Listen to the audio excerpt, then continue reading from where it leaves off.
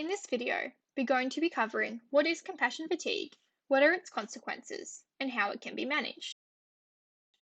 Compassion fatigue is described as a natural response that results from an inability to protect or heal a patient, causing stress and self-blaming. Whilst compassion fatigue is equated with secondary traumatic stress, vicarious trauma, and burnout, it is a distinct concept that focuses on the negative consequences that arise when caregivers cannot cure suffering. Nurses and psychologists can suffer from compassion fatigue, with nurses being particularly affected in areas such as oncology. Compassion fatigue is beginning to be applied to family caregivers, as evidenced by a 2011 study into caregivers of parents with dementia. A recent study in 2018 also demonstrated the personal impacts of compassion fatigue on psychologists. According to Figley's model, a caregiver must have empathic ability, be exposed to suffering, and have concern for the care receiver. This triggers an empathic response. If the caregiver is dissatisfied, which occurs when pain cannot be relieved, they begin to detach from the situation, causing compassion stress. Continual exposure to suffering, traumatic memories, and life demands then combine to cause compassion fatigue. Research into emotions suggests that individuals who constantly experience stressful life events are subjected to negative emotions, which need to be regulated adequately to promote healthy well-being.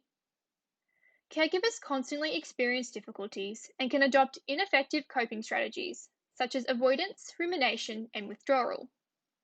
These perpetuate negative emotions and degrade resilience levels. As avoiding patients altogether is impossible, the cycle continues until they cannot engage in the caregiving process at all. The consequences of compassion fatigue include feelings of depression, apathy, and detachment for the caregiver, and can even cause cessation of care and transfer of patients into nursing homes. It can also result in decreased quality of care.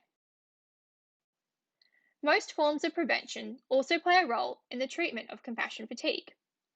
Education, social support, self-care, and mindfulness are common ways to increase resilience and adopt positive coping skills.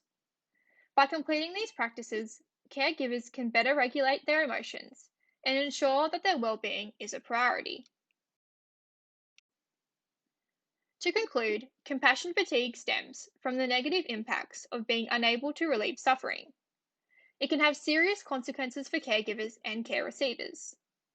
Social support, education, mindfulness, and self-care are key to instilling effective coping strategies to manage compassion fatigue. For more information, please visit the link in the description below.